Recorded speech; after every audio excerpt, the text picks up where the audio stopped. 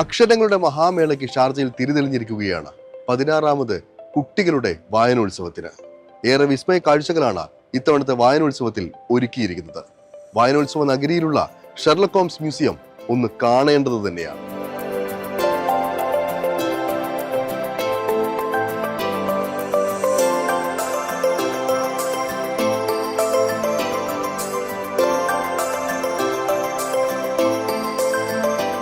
കുഞ്ഞു മനസ്സുകളിൽ അറിവിന്റെയും അക്ഷരത്തിന്റെയും വലിയ ലോകം നിറയ്ക്കാൻ ഷാർജ വായനോത്സവത്തിന്റെ പുതിയ സീസണ് ഷാർജയിൽ തുടക്കമായിരിക്കുകയാണ്.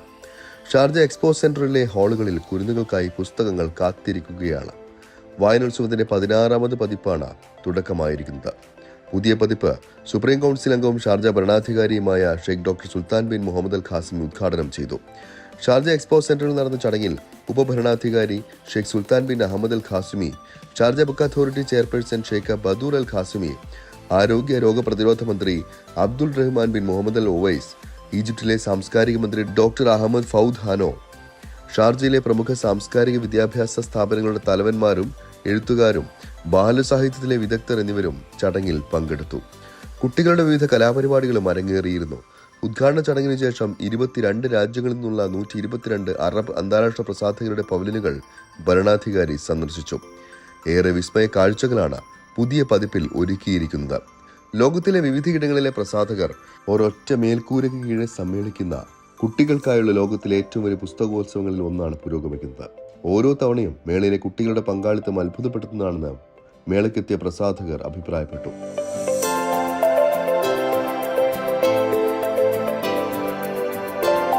ഷാർജ ചിൽഡ്രൻസ് റീഡിംഗ് ഫെസ്റ്റിവൽ കുട്ടികളെ സംബന്ധിച്ച് അവർക്ക് വേണ്ടി മാത്രം ഒരുക്കിയ പുസ്തകങ്ങളുടെ ഒരു ലോകമാണ്. അപ്പം നമ്മുടെ ഇന്റർനാഷണൽ ബുക്ക് ഫെയർ സംബന്ധിച്ച് നോക്കുമ്പോൾ ഇത് കുട്ടികൾക്ക് വേണ്ടി മാത്രമുള്ള ഒരു ലോകം. അവരുടെ പുസ്തകങ്ങളും അവർക്ക് വേണ്ട ആക്ടിവിറ്റീസ് ഫോക്കസ് ചെയ്ത് നല്ല നല്ല വർക്ക്ഷോപ്സ്, അതുപോലെ ഷെർലക് ഹോംസിന്റെ ഒരു സെപ്പറേറ്റ് കളക്ഷൻ, അതുകൂടാതെ ഒരുപാട് ഓതേഴ്സിന്റെ സെഷൻസ്, അങ്ങനെയെല്ലാം വെച്ച് ഇപ്രാവശ്യത്തെ കുട്ടികൾക്ക് വേണ്ടിയിട്ടുള്ള വൺ ഓഫ് ദി ഫൈനസ്റ്റ്, ലോകത്തിലെ തന്നെ ഫൈനസ്റ്റ് ബുക്ക് ഫെയർ ആണ് ഷാർജ ചിൽഡ്രൻസ് റീഡിംഗ് ഫെസ്റ്റിവൽ. കാരണം ഞങ്ങളെപ്പോലുള്ള ആൾക്കാർക്ക്, സ്പെഷ്യലി എൻ്റെ ബുക്ക് ഷോപ്പിൽ നമുക്ക് ഒരു 80% പുസ്തകം കുട്ടികൾക്ക് വേണ്ടി മാത്രം ഫോക്കസ് ചെയ്തിരിക്കുന്നതാണ്. അങ്ങനെ വെച്ച് നോക്കുമ്പോൾ നമുക്ക് ഈ ഒരു ഫെസ്റ്റിവലിൽ കുട്ടികൾക്ക് വേണ്ടി മാക്സിമം ബുക്സ് കൊടുക്കാനും അവരെ മാക്സിമം എന്റർടൈൻ ചെയ്യാനും പറ്റിയൊരു പ്ലാറ്റ്ഫോമാണ്. ഈ വർഷം നല്ല പ്രതീക്ഷയിൽ തന്നെയാണ്. ഇത്തവണത്തെ വേളയിൽ കുട്ടികളെയും മുതിർന്നവരെയും ഒരുപോലെ ആകർഷിക്കുകയാണ് ഷെർലക് ഹോംസ് മ്യൂസിയം. ഷെർലക് ഹോംസിന്റെ കഥാപരിസരങ്ങളിലേക്ക് യാത്ര നടത്താൻ സാധിക്കും വിധം മനോഹരമായി നിർമ്മിച്ചിരിക്കുന്ന മേഖല.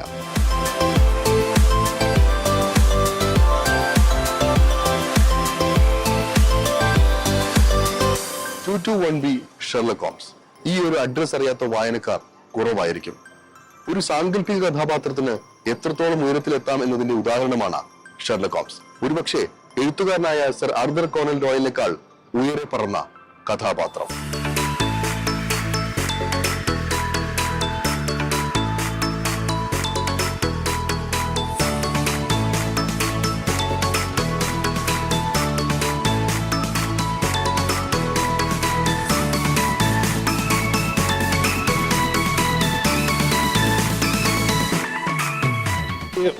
We're grateful to be able to bring the exhibition to Sharjah for the book fair, mostly because of the influence that Sherlock Holmes has had on literature and the writings of Conan Doyle, really across the board. Sherlock Holmes has been so influential upon all of us.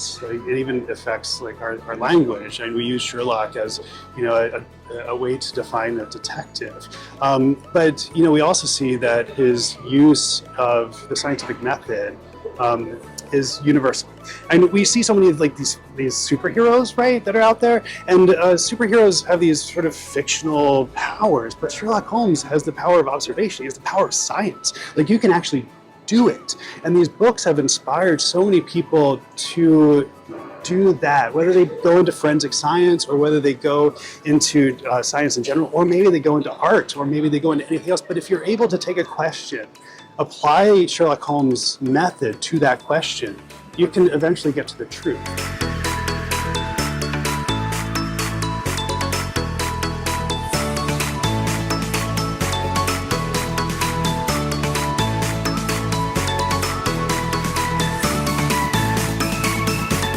കഴിഞ്ഞ 125 വർഷങ്ങളായി ഒരു കഥാപാത്രം ലോകമെമ്പാടുമുള്ള ആളുകളെ inspire ചെയ്തിരിക്കുകയാണ്.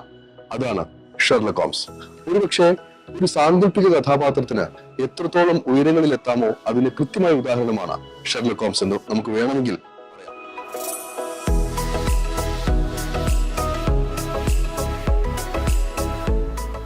The exhibition starts with kind of the inspiration of Conan Doyle. What inspired him to start writing this impactful character? And it really comes down to his work as a medical professional. When he was in school in Edinburgh, there's a lot of innovation happening there. So his professors were a huge influence upon him.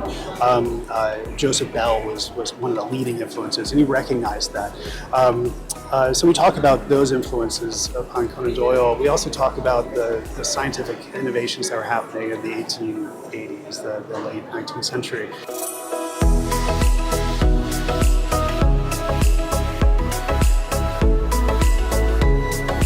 Baker street. ഈ Baker സ്ട്രീറ്റിലെ 221B എന്ന വിലാസം അറിയാത്ത വായനക്കാരുണ്ടാകില്ല. അത്രയധികം പ്രശസ്തമാണ് ഈ ഒരു വിലാസം. ഒരുപക്ഷെ നിരവധി ആളുകൾ ഇത് യാഥാർത്ഥമായിട്ടുള്ള ഒരു കഥാപാത്രമാണെന്നും ഷെർലക് ഹോംസ് ജീവിച്ചിരിപ്പുണ്ട് എന്നും വിശ്വസിച്ച് ഓരോ ദിവസവും ഇവിടേക്ക് കത്തയക്കുന്ന ആളുകളുടെ എണ്ണവും വളരെയധികമാണെന്നൊക്കെ നമുക്ക് കൃത്യമായിട്ട് അറിയാം. ആ ഒരു ബേക്കർ സ്ട്രീറ്റിനെ ഇവിടെ പുനരാവിഷ്കരിച്ചിട്ടുണ്ട്. So we look at that. We have 221B, the sitting room that John Watson and Sherlock Holmes lived in the fictional stories. It's designed specifically to all the details coming from Conan Doyle's hand. So what he wrote is in that room. Then we have a mystery section where there's a crime that happened, and you can come in and look at some of the evidence and evaluate, what that evidence means and apply his method.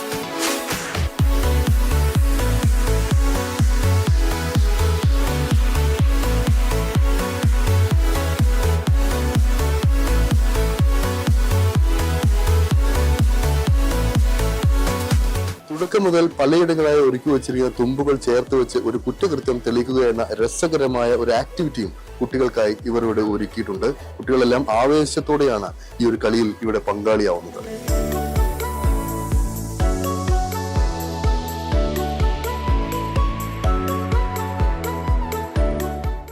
ഇവിടെ നല്ല രസമുള്ള സ്ഥലം, നല്ല thrilling area ആണ്. പിന്നെ ഇവിടെ കുറെ ക്ലൂസും display ചെയ്തിട്ടുണ്ട്. പിന്നെ ഇവിടെ സൈഡിൽ ഇങ്ങനെ പോസ്റ്റേഴ്സും ഡിസ്പ്ലേ ചെയ്യുന്നത് ഷെർലോക്ക് ഹോംസിന്റെ വേർഡ്സ് ആയിട്ട്. ആൻഡ് നല്ല പാസ്റ്റിൽ ഉള്ള പോലെ ഉണ്ട്. Very creative and thrilling area. ഇവിടെ ഏറ്റവും ഇഷ്ടപ്പെട്ടത് എന്താ? ഏറ്റവും ഇഷ്ടപ്പെട്ടത് അവിടെ മറ്റേ നമുക്ക് സ്റ്റാച്ചു പൊട്ടിച്ചിട്ടുണ്ട്, അത് നമുക്ക് ഫിക്സ് ചെയ്യാൻ പറ്റും. യെസ്, ഓഫീസ് ശരിക്കും ഷെർലോക്ക് ഹോംസിന്റെ ഓഫീസ് പോലെ ഉണ്ട്. താഴത്തത് ആ ബെയറും പിന്നെ ബെയർ മാറ്റ് എല്ലാതും ആ ബുക്കിൽ പോലെ തന്നെ ഡിസ്പ്ലേ ചെയ്യും.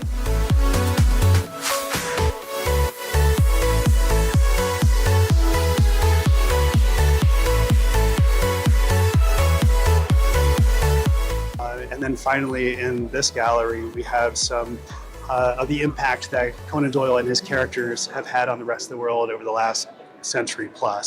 Everything from pop culture to artwork to film, it's all represented here in Artifacts.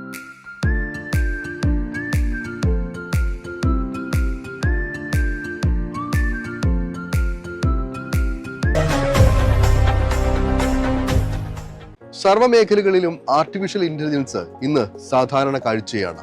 Artificial ഇന്റലിജൻസിന്റെ ഭാവി പരിചയപ്പെടുത്തുന്ന AI വീക്കിന് ദുബായിൽ സമാപനമായിരിക്കുകയാണ്. AI വീക്കിന്റെ കാഴ്ചകളിലേക്ക്.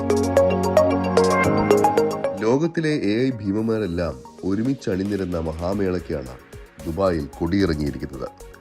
UAE ഉപപ്രധാനമന്ത്രിയും പ്രതിരോധ മന്ത്രിയും ദുബായ് കിരീടാവകാശിയുമായ Sheikh Hamdan bin Mohammed bin Rashid al മക്തൂമിന്റെ രക്ഷാകർതൃത്വത്തിൽ നടന്ന മേളയിൽ ഇന്ത്യ ഉൾപ്പെടെ 100 രാജ്യങ്ങളിൽ നിന്നുള്ള AI വിദഗ്ധർ, വ്യവസായ പ്രമുഖർ ഉൾപ്പെടെ ആയിരക്കണക്കിന് ആളുകൾ പങ്കെടുക്കാനെത്തിയിരുന്നു.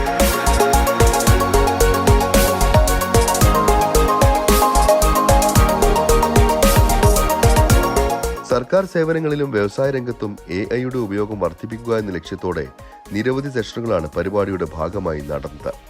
വിവിധ മേഖലകളിലെ അവിഭാജ്യ ഘടകമായി AI മാറിയെന്ന് ദുബായ് കിരീടാവകാശിയും UAE ഉപപ്രധാനമന്ത്രിയും പ്രതിരോധ മന്ത്രിയുമായ ദുബായ് ഫ്യൂച്ചർ ഫൗണ്ടേഷന്റെ board of trustee chairman Sheikh Hamdan bin Mohammed bin Rashid al Maktoum പറഞ്ഞു. UAE വൈസ് പ്രസിഡന്റ് പ്രധാനമന്ത്രിയും ദുബായ് ഭരണാധികാരിയുമായ Sheikh Mohammed bin Rashid al മക്തൂമിന്റെ നേതൃത്വത്തിൽ AI പരിവർത്തന സാധ്യതകൾ ആദ്യമായി തിരിച്ചറിഞ്ഞ എമിറേറ്റുകളിൽ ഒന്നായിരുന്നു ദുബായ് എന്ന് ഷെയ്ഖ് ഹംദാൻ വ്യക്തമാക്കി. ഇന്ന് AI വിദഗ്ധർ, ഡെവലപ്പർമാർ എന്നിവരുടെ ഒരു ആഗോള കേന്ദ്രമായി ദുബായ് പ്രവർത്തിക്കുന്നുവെന്നും അദ്ദേഹം കൂട്ടിച്ചേർത്തു. AI ബന്ധപ്പെട്ട നിരവധി പുതിയ പ്രഖ്യാപനങ്ങൾക്കും മേള സാക്ഷ്യം വഹിച്ചു.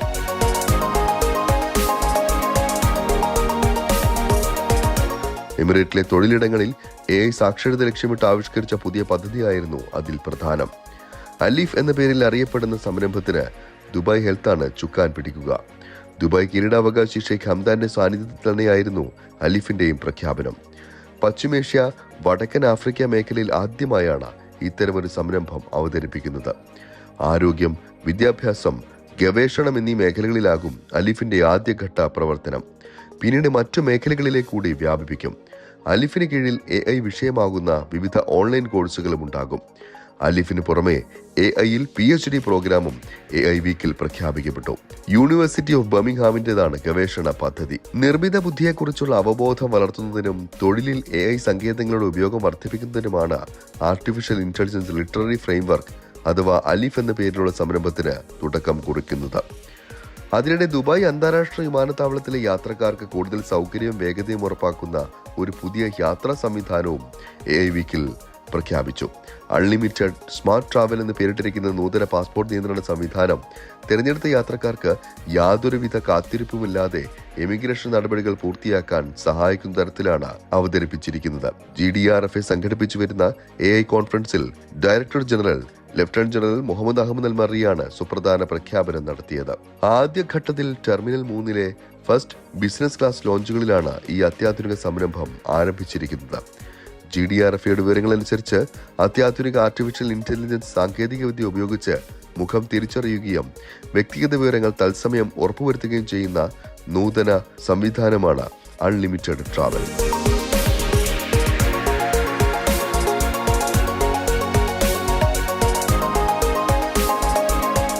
യാത്രക്കാരുടെ ജീവിത നിലവാരം ഉയർത്തുന്നതിനും യാത്രാ നടപടിക്രമങ്ങൾ കൂടുതൽ കാര്യക്ഷമവും സുഗമവുമാക്കുന്നതിനുള്ള ഡയറക്ടറേറ്റിന്റെ ദീർഘവീക്ഷണത്തിന്റെ ഭാഗമായാണ് സേവനം വികസിപ്പിച്ചിരിക്കുന്നത്. പുതിയ സേവനം ഒരു സുപ്രധാന മുന്നേറ്റമാണെന്ന് GDRFA വിലയിരുത്തുന്നു. 200 കോടി ദിർഹത്തിന്റെ ഹൈപ്പർ സ്കെയിൽ ഡേറ്റാ സെന്ററും അധികൃതർ മേളയ്ക്കിടെ പ്രഖ്യാപിച്ചു.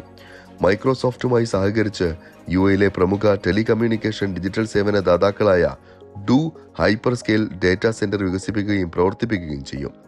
ഡിജിറ്റൽ ഇൻഫ്രാസ്ട്രക്ചറിൽ പ്രധാന നിക്ഷേപം നടത്താൻ പദ്ധതി ഉപകരിക്കുമെന്ന് ഷെയ്ഖ് ഹംദാൻ പറഞ്ഞു.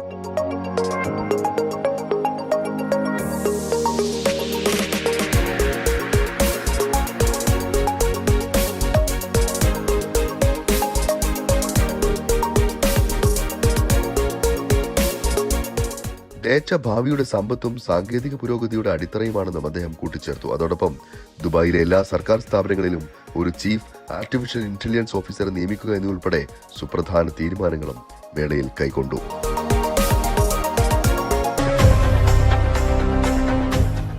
ഇനി ഒമാനിലേക്കാണ് യാത്ര. ഒമാനിലെ അൽ അമിറത്ത് ഒമാൻ ക്രിക്കറ്റ് അക്കാദമി ഗ്രൗണ്ടിൽ കേരളവും ഒമാനും തമ്മിലുള്ള ഏകദിന മത്സരങ്ങൾ പുരോഗമിക്കുകയാണ്.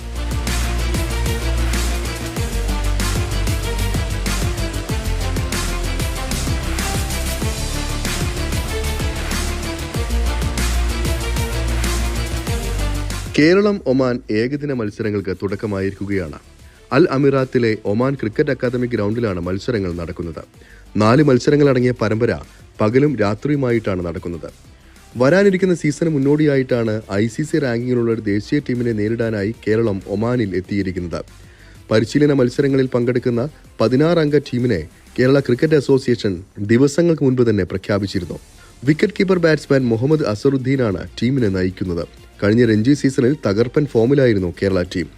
ലോകോത്തര മത്സരങ്ങൾ കളിച്ച് പ്രവർത്തന പരിചയമുള്ള ഒമാനുമായുള്ള കളി മികച്ച അനുഭവമായിരിക്കും കേരള ടീമിന് സമ്മാനിക്കുക എന്ന് ഉറപ്പാണ്. മത്സരം തീർച്ചയായും വെല്ലുവിളിയായിരിക്കുമെന്നും അന്താരാഷ്ട്ര മത്സരങ്ങൾ കളിച്ച ഒമാനുമായുള്ള കളി കേരളത്തിന് ഗുണം ചെയ്യുമെന്നും കേരള ടീം ക്യാപ്റ്റൻ മുഹമ്മദ് അസറുദ്ദീൻ പറഞ്ഞു. ആദ്യം തന്നെ നമ്മൾ കേരള ക്രിക്കറ്റ് അസോസിയേഷനോട് ഒരുപാട് നന്ദി പറയേണ്ടതുണ്ട്.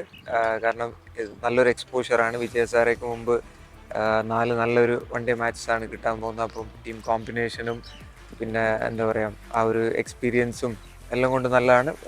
ഇന്ത്യയിലത്തെ പോലത്തെ കുറച്ച് ഡിഫറെൻ്റ് ആയിട്ടുള്ള വിക്കറ്റ്സും ഡിഫറെൻ്റ് ആയിട്ടുള്ള ബൗളേഴ്സുമാണ്. അപ്പോൾ തീർച്ചയായിട്ടും നല്ല എക്സ്പോഷർ തന്നെയാണ്. വെതർ ഡിഫറെൻ്റ് ആണ്, വിക്കറ്റ്സ് ഡിഫറെൻ്റ് ആണ്, ഗ്രൗണ്ട്സ് കുറച്ച് എന്താ പറയുക ഡിഫറെൻ്റ് ആയിട്ടുള്ളൊരു ഗ്രൗണ്ട്സാണ്. തീർച്ചയായിട്ടും എന്തുകൊണ്ടും നല്ല എക്സ്പീരിയൻസ് ആണ്. നമ്മൾ ഇന്ത്യയിൽ കളിക്കുന്നതിനെക്കാട്ടിലും ഡെഫിനറ്റായിട്ടും അതിനെക്കാട്ടിലും ഒരുപാട് വ്യത്യാസമുള്ളൊരു വെന്യൂ ആണ്. അപ്പം നല്ല എക്സ്പോഷറാണ് തീർച്ചയായിട്ടും. ലോകകപ്പ് യോഗ്യതാ മത്സരങ്ങളടക്കം വരാനുള്ളതിനാൽ ഒമാന് മികച്ച മുന്നൊരുക്കമായാണ് മത്സരത്തെ കാണുന്നത്. ഒമാനെതിരെയുള്ള ആദ്യ ഏകദിന മത്സരത്തിൽ കേരളത്തിന് തിളക്കമാർന്ന വിജയമാണ് ലഭിച്ചത്. അമീറാത്ത് ക്രിക്കറ്റ് അക്കാദമി ഗ്രൗണ്ടിൽ നടന്ന കളിയിൽ 4 വിക്കറ്റിനാണ് ഒമാനെ പരാജയപ്പെടുത്തിയത്. രോഹൻ കുന്നുമംഗലിന്റെ സെഞ്ചുറി മികവിലാണ് കേരളം ആതിഥേയർക്കെതിരെ ആദ്യ ജയം സ്വന്തമാക്കിയത്.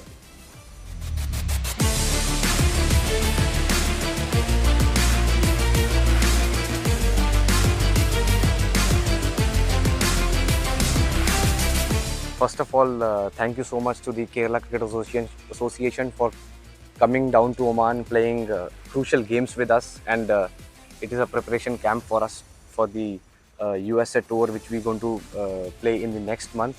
So thank you very much for coming down to Oman. I think it's a great opportunity for us to see where we stand and compete with the best ones. So it is a great opportunity for all of us. Oman ഉയർത്തിയ 327 എന്ന കൂറ്റൻ വിജയലക്ഷ്യവുമായി ഇറങ്ങിയ Keralam പതിയെയായിരുന്നു bat വീശി തുടങ്ങിയത്. 11ാം ഓവറിൽ 64 നിൽക്കെ 23 runs എടുത്ത Ahmed ഇബ്രാഹിമിന്റെ wicket ആദ്യം നഷ്ടമായി. അതേ ഓവറിൽ മുഹമ്മദ് അസറുദ്ദീനെയും പുറത്താക്കി ഹുസൈൻ അലി ഷാ ഒമാന് ആത്മവിശ്വാസം നൽകി. ആദ്യം ബാറ്റ് ചെയ്ത ഒമാൻ ക്യാപ്റ്റൻ ജദീദർ സിംഗിന്റെ ഗംഭീര ഇന്നിംഗ്സിന് മികവിലായിരുന്നു ഒമാൻ മികച്ച സ്കോർ കണ്ടെത്തിയത്.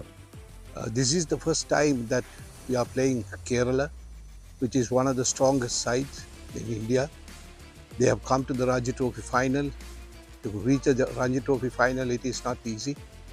And we are lucky and fortunate to have them here and to play against them. This is the type of competition that we wanted, and we are getting that. As we know, the first game, we lost the game. Second game, we came back and we won the game. And still, it was a tough competition. This is exactly what we wanted before the L2 in the US. Because I feel that these sides are strong enough to play with them pre-tours, ideal. And we are fortunate to have them.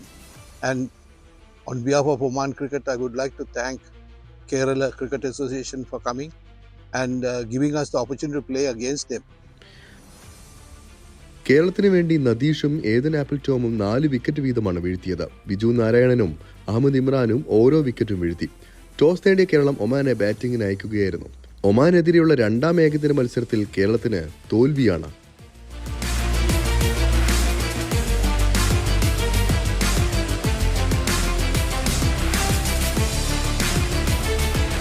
നമുക്ക് കേരളത്തിലുള്ളവർ ഇവിടെ എത്തുമ്പോൾ നമ്മുടെ Kerala team already Ranji ഫൈനലിലെത്തി. അതിനുശേഷം ഇവിടെ എത്തി നമുക്ക് നമ്മുടെ മുമ്പിൽ പെർഫോം ചെയ്യുമ്പോൾ നമുക്ക് സപ്പോർട്ട് ചെയ്യേണ്ട ഒരു സിറ്റുവേഷൻ ഉണ്ടല്ലോ. നമ്മുടെ സ്വന്തം നാടിനെ സപ്പോർട്ട് ചെയ്യുക. അപ്പോൾ അതിൻ്റെ ഒരു എക്സ്പെക്റ്റേഷനിലാണ് ഒരു ജയം. അപ്പോൾ ഒരു ജയത്തിന് വേണ്ടിയിട്ട് കാത്തുകയാണ്. കഴിഞ്ഞ കളി കാണാനായിട്ട് വരാൻ പറ്റിയില്ല. അപ്പോൾ നമ്മൾ വളരെ എക്സൈറ്റഡ് ആണ് നമ്മുടെ സ്വന്തം നാടിനെ സപ്പോർട്ട് ചെയ്യാൻ വേണ്ടിയിട്ട്. നമുക്കറിയാമല്ലോ കേരള ടീം ഇപ്പോൾ എത്രത്തോളം ഡെവലപ്പ് ആയെന്നുള്ളതും. അപ്പോൾ അവർക്ക് നമുക്കിനി വരുന്ന വിജയ് ഹസാരെ ട്രോഫിയൊക്കെ നമ്മൾ ഫൈനലിലെത്തട്ടെ, കപ്പടിക്കട്ടെ, അതിനു വേണ്ടിയുള്ളൊരു പ്രതീക്ഷയിലാണ് നമ്മൾ നിൽക്കുന്നത്. അപ്പോൾ ഡെവലപ്പ് ആകുമ്പോൾ അവർ ഇതുപോലുള്ള ഒരു എക്സ്പോഷറാണ്. അവരും കൂടുതൽ കളിച്ച് ഡെവലപ്പായി വരുന്നു. നമുക്ക് ചെയ്യാൻ പറ്റുന്ന കാര്യം നമുക്ക് സപ്പോർട്ട് ചെയ്യുന്നതാണ് നമ്മുടെ ടീമിനെ. അപ്പോൾ അതിന് വേണ്ടിയിട്ട് നമ്മൾ ഇവിടെ വന്നു കാണുന്നു. ആദ്യ മത്സരത്തിൽ വിജയിച്ചെങ്കിലും ഒമാനെതിരെയുള്ള 2ാം ഏകദിന മത്സരത്തിൽ കേരളം തോൽവി അറിഞ്ഞു. അമീറാത്തിന്റെ ക്രിക്കറ്റ് അക്കാദമി സ്റ്റേഡിയത്തിൽ നടന്ന കളിയിൽ 32 റൺസിനായിരുന്നു കേരളം പരാജയപ്പെട്ടത്. കേരളത്തിനായി അസറുദ്ദീനും ഗോവിന്ദേവും സൽമാൻ നിസാറും അർദ്ധ സെഞ്ചുറി നേടിയെങ്കിലും ഫലമുണ്ടായില്ല. കേരള ടീമിൻ്റെ ഫസ്റ്റ് ടൂറാണ് ഒമാനിലേക്ക്. ഇത് കാണികൾക്കും ഇവിടുത്തെ ക്രിക്കറ്റിനും വളരെയധികം ഹെൽപ്ഫുള്ളാണ്. ഇവിടുത്തെ യങ്സ്റ്റേഴ്സ് ആയിരുന്നാലും ഇവിടെ കണ്ടുകൊണ്ടിരിക്കുന്ന എല്ലാവർക്കും ഇത് കുറേ എക്സ്പീരിയൻസ് കൊടുക്കും. അപ്പോൾ അത് കാരണം ഇനിയും പുതിയ പുതിയ ടീമുകൾക്ക് ഒമാനിലേക്ക് വരാനുള്ള ഒരു ഇൻസ്പിറേഷൻ ആയിരിക്കും ഈ ടൂർണമെൻ്റ് എന്ന് ഞാൻ വിശ്വസിക്കുന്നു. ഇപ്പോൾ കേരള ടീം റീസെൻ്റ്ലി നടന്ന രഞ്ജി റണ്ണേഴ്സപ്പ് ആയിട്ടാണ് വന്നിരിക്കുന്നത്. അപ്പോൾ തന്നെ ഇൻഫോം പ്ലെയേഴ്സാണ് ഇതിൽ കളിക്കുന്നത്. ഇപ്പോൾ സൽമാൻ നിസാർ, രോഹൻ കുന്നുമ്മൽ, ബാസിത്ത്, അതുപോലത്തെ നല്ല നല്ല പ്ലെയേഴ്സാണ്. വളരെ ക്വാളിറ്റിയുള്ള ഷോൺ റോജർ വളരെ ക്വാളിറ്റി ആയിട്ട് രഞ്ജി കളിച്ചിട്ട് നല്ല രീതിയിൽ ഫൈറ്റ് കൊടുത്ത് ഒറ്റ മാച്ചും തോൽക്കാതെ ആണ് കേരളം രഞ്ജി റണ്ണേഴ്സപ്പ് ആയത്. ആ ടീമിൻ്റെ മെജോറിറ്റി പ്ലെയേഴ്സും ഇവിടെ കളിക്കാൻ വന്നിട്ടുണ്ട്. അപ്പോൾ അത് കാരണം കേരള ടീം വെരി സ്ട്രോങ് ആണ്. അതുപോലെ തന്നെ ഒമാൻ ടീമിലെ നാഷണൽ പ്ലെയേഴ്സ് കളിച്ചിട്ടുള്ള എക്സ്പീരിയൻസ് ഉള്ള പ്ലെയേഴ്സാണ് ഒമാൻ ചെയർമാൻസ് 11 കളിക്കുന്നത്. അപ്പം കാണികൾക്കും ഇവിടുത്തെ ഒമാൻ ക്രൗഡിനും എല്ലാവർക്കും നല്ലൊരു വിഷ്വൽ ട്രീറ്റ് ആയിരിക്കും ഈ പരമ്പര എന്ന് ഞാൻ വിശ്വസിക്കുന്നു. ആദ്യ കളിയിൽ ഒമാൻ ഉയർത്തിയ കൂറ്റൻ റൺസ് പിന്തുടർന്ന് വിജയിച്ചതിന്റെ ആത്മവിശ്വാസവുമായിട്ടായിരുന്നു കേരളം ഇറങ്ങിയത്. ഒമാനു വേണ്ടി ഷക്കീൽ അഹമ്മദ്, മുഹമ്മദ് ഇമ്രാൻ, സമി ശ്രീവാസ്തവ എന്നിവർ 2 വീതം വിക്കറ്റ് വീഴ്ത്തി. ടോസ് നേടി ബാറ്റിംഗ് തെരഞ്ഞെടുത്ത ഒമാൻ നിശ്ചിത ഓവറിൽ 7 വിക്കറ്റ് നഷ്ടത്തിൽ 294 റൺസാണ് എടുത്തത്. അർദ്ധ സെഞ്ചുറി നേടിയ ഓപ്പണർ പൃഥ്വി മാച്ചി, അർദ്ധ സെഞ്ചുറി മുഹമ്മദ് നദീം എന്നിവർ സ്വന്തമാക്കി. കൊല്ലത്തെ രഞ്ജി ട്രോഫിയിലെ നമ്മളെ മികച്ച പെർഫോമൻസിൻ്റെ ഭാഗമായിട്ടാണ് ഒമാനിലേക്ക് നമ്മൾ വന്നിരിക്കുന്നത്. നമുക്ക് 2 ക്ഷണം വന്നിരുന്നു. ഒമാനിൽ നിന്ന് വന്നു, UAE നിന്ന് വന്നു. ഒമാനിൽ നിന്ന് ദിലീപ് മെൻഡിസാർ നമ്മളെ ഫസ്റ്റ് ക്ഷണിച്ചു. അതിനുശേഷം രാജ്പുത്തിൻ്റെ നേതൃത്വത്തിലുള്ള UAE ടീം നമ്മൾ ശ്രമിച്ചത്. നമ്മൾ ഈ ഒമാനുമായിട്ടാണ് കളിക്കാൻ നമ്മൾ അഗ്രീഡ് ആയത്. എന്താണ് ഇവർ 96 കൺട്രീസ് അസോസിയേറ്റഡ് മെമ്പറിൽ 4ാം സ്ഥാനക്കാരാണ് ഒമാൻ. അതുകൊണ്ട് ഒമാനിൽ വന്നിട്ട് ക്രിക്കറ്റ് ആദ്യത്തെ മത്സരത്തിൽ നമ്മൾ ഉഗ്ര മത്സരം ഇവിടെ കളിച്ചു. 326 റൺസ് ചേസ് ചെയ്ത് നമ്മൾ 4 വിക്കറ്റിന് ഇവിടെ വിജയിക്കുകയുണ്ടായി.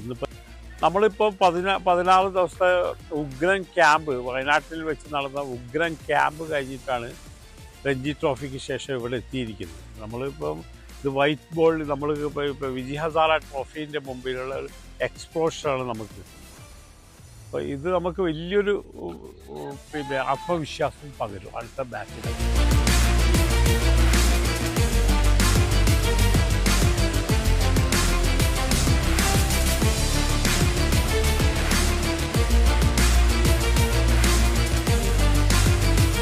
ഇതുപോലെ കേരളത്തിൽ ആദ്യമായിട്ട് ഇവിടെ വന്നപ്പോൾ കേരളത്തിൻ്റെ രഞ്ജി പ്ലേയേഴ്സിന്, പ്രത്യേകിച്ചും റണ്ണേഴ്സപ്പായ രഞ്ജി പ്ലേയേഴ്സിനെ നമുക്ക് നേരിട്ട് കാണാൻ ഈ ഒരു അവസരം ഒരുക്കി തന്ന ഒമാൻ ക്രിക്കറ്റ് നല്ലൊരു മാച്ച് കാണാൻ വേണ്ടി വന്നിരിക്കുകയാണ് ഞങ്ങൾ. തീർച്ചയായും ഇപ്പോൾ കളി കാണാനുള്ള അവസരം ഒരുക്കി തന്നതിന് ഒമാൻ ക്രിക്കറ്റിനോട് നന്ദി പറയുന്നു. ഞങ്ങളുടെ തലശ്ശേരിക്കാരനെ സൽമാൻ നിസാർ, കാസർഗോഡ് അസറുദ്ദീൻ, എല്ലാവരും നേരിട്ട് കാണാൻ പറ്റി. TV യിൽ മാത്രം കണ്ട പ്ലേയേഴ്സാണ്. ഈ ഒരു അവസരം നന്നായിട്ട് നമ്മൾ ഫുള്ളായിട്ട് മാച്ച് കണ്ട് ഇവിടുന്ന് പോകണമെന്നാണ് ആഗ്രഹം. ഓപ്പണർ പൃഥ്വി മാച്ചി സെഞ്ചുറിയും മുഹമ്മദ് നദീം അർദ്ധ സെഞ്ചുറിയും സ്വന്തമാക്കി.